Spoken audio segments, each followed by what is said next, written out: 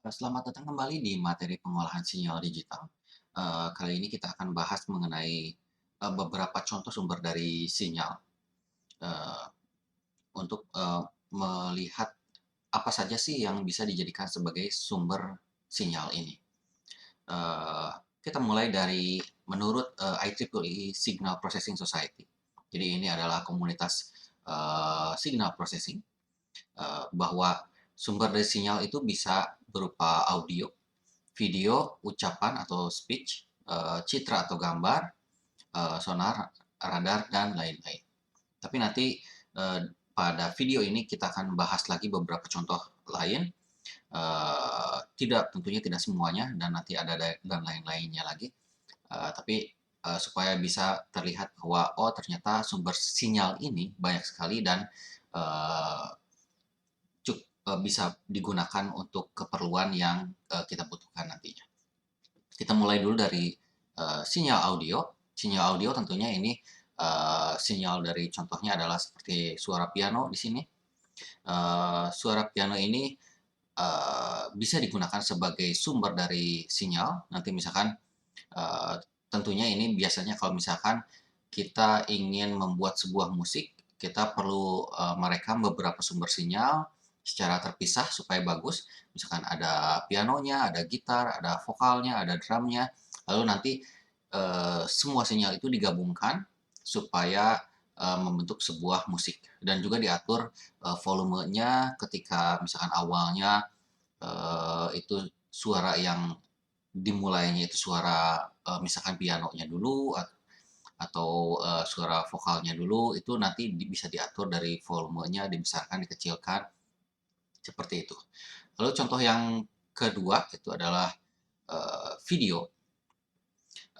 Video merupakan sumber sinyal dalam bentuk dua dimensi yang bergantung pada waktu. Jadi sebetulnya dia adalah tiga dimensi. Dimensi pertamanya adalah ruang pada sumbu X-nya, lalu ruang pada sumbu Y-nya itu dimensi keduanya, dan dimensi ketiganya itu adalah waktu. Jadi ini beberapa contoh, uh, ya ini hanya animasi yang bergerak, tapi ini uh, termasuk ke dalam video atau sumber sinyal yang dua dimensi yang berubah terhadap waktu. Lalu yang ketiga itu contoh ucapan. Ini adalah contoh contoh dari apa suara manusia. Ini untuk yang berbicara hello, lalu ini I'm so glad. Jadi contohnya Hello. seperti itu, hello.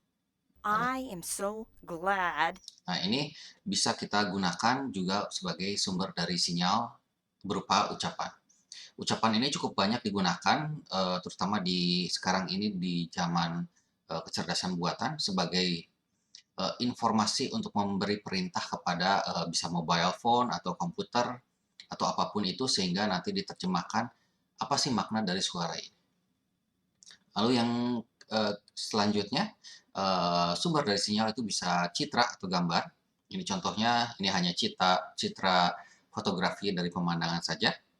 Lalu bisa juga citra gambar penampang otak. Misalkan kita ingin mengamati kira-kira daerah yang mengalami kelainan atau misalkan ini contohnya ada tumor, itu tumornya nanti ukurannya berapa itu bisa akhirnya diolah atau diketahui informasinya seperti apa. Lalu ini informasi pertumbuhan bayi dalam perut ibunya nanti bisa terlihat misalkan oh ternyata perkembangannya normal eh, karena misalkan ini kepalanya, ini tangannya, ini perutnya, ini kakinya itu pertumbuhannya bagus. Lalu bisa juga citra informasi satelit seperti ini adalah tornado dari atas ya dilihat dari langit bagaimana tornadonya bergerak dan untuk memprediksi cuaca kira-kira nanti dalam waktu misalkan dalam 1 jam ke depan itu akan terjadi hujan atau tidak. Oh, ini misalkan ada kebakaran hutan, itu juga bisa terlihat dari citra satelitnya. Oh, ternyata penyebaran kebakaran hutannya seperti apa, dan kita harus bersiap-siap atau pencegahannya seperti apa, gitu, karena informasi dari satelitnya seperti apa. Contoh selanjutnya itu sonar. sonar ini biasanya digunakan untuk mengetahui, bagaimana sih penampang dari permukaan, laut. Ini salah satu contohnya saja.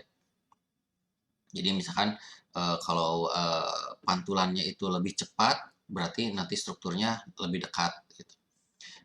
Atau misalkan, pantulannya itu nanti bisa bentuknya padat atau, lembeknya bisa ketahuan juga. Jadi dari kepadatan dari strukturnya juga bisa terlihat. Lalu radar juga, ini bisa diketahui misalkan kita tembakan ke sudut tertentu, lalu nanti dia kembalinya itu lebih cepat atau lebih lambat, itu bisa mengetahui kira-kira ada sesuatu tidak yang mendekati. Misalkan ini kan radar ini biasanya digunakan untuk, kapal selam, nanti ada kapal musuh tidak yang akan bergerak mendekati, kapal kita gitu. Lalu gelombang seismik getaran ini juga, sudah sangat banyak digunakan untuk mendeteksi posisi gempa. Gempanya itu berada di berapa kilometer di bawah permukaan bumi, posisinya di mana, seperti itu. Lalu longsor juga bisa dideteksi menggunakan, gelombang seismik, dan juga struktur lapisan bawah bumi juga bisa, terlihat menggunakan, gelombang seismik ini. Selanjutnya informasi sumber sinyalnya itu adalah elektroencephalografi atau yang biasa disebut dengan EEG. Ini merupakan gelombang otak, jadi informasinya itu sangat banyak. Jadi setiap titik dari otak ini nanti akan ditempelkan sebuah sensor untuk dilihat bagaimana apa informasi gelombang otaknya dari waktu ke waktu, dari setiap titik itu seperti apa. Dan misalkan kalau kita sedang apa ya, misalkan sedang lapar atau sedang ngantuk, itu nanti bagaimana perubahan sinyal yang ada di otak ini akan terlihat. Lalu selanjutnya ke elektrokardiogram atau yang biasa disebut dengan EKG. Ini juga salah satu untuk melihat apakah detak jantung dari seseorang ini eh, normal atau tidak. Itu bisa diketahui dari eh, sinyal dan EKG-nya gitu. Jadi misalkan detak jantungnya terlalu cepat atau terlalu lambat, atau misalkan ada ketidak eh, apa ya ritme dari detak jantungnya itu berubah dari waktu ke waktu, sehingga oh ini mungkin ada kelainan dari detak jantungnya. Lalu selanjutnya koordinat GPS juga ini bisa menjadi sumber sinyal dalam bentuk koordinat nantinya. Misalkan kalau kita yang banyak yang sekarang dilakukan itu kalau misalkan jogging atau bersepeda kan suka di track posisinya dari waktu ke waktu.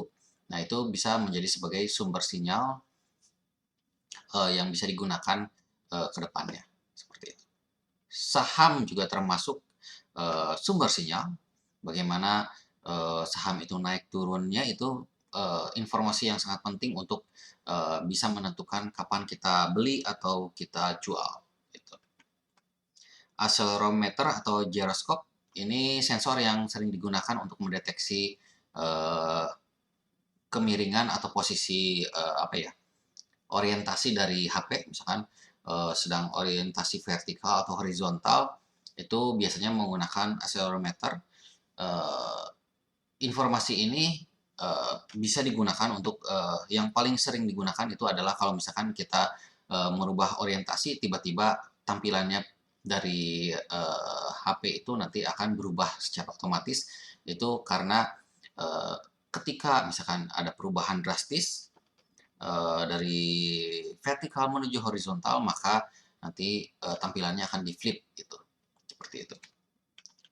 Lalu yang terakhir sebagai contoh ini adalah sunspot. Jadi aktivitas dari matahari itu ada yang disebut dengan spot hitamnya ini diamati dari waktu ke waktu, dan ini bisa menjadi sebuah informasi bagaimana nanti misalkan gelombang elektromagnetik atau radiasi yang dipancarkan dari matahari ini mencapai ke bumi dan akan mempengaruhi telekomunikasi misalkan, seperti itu. Mungkin beberapa contoh dari sinyal ini cukup sekian. Nanti kita akan lanjut lagi di video selanjutnya. Terima kasih.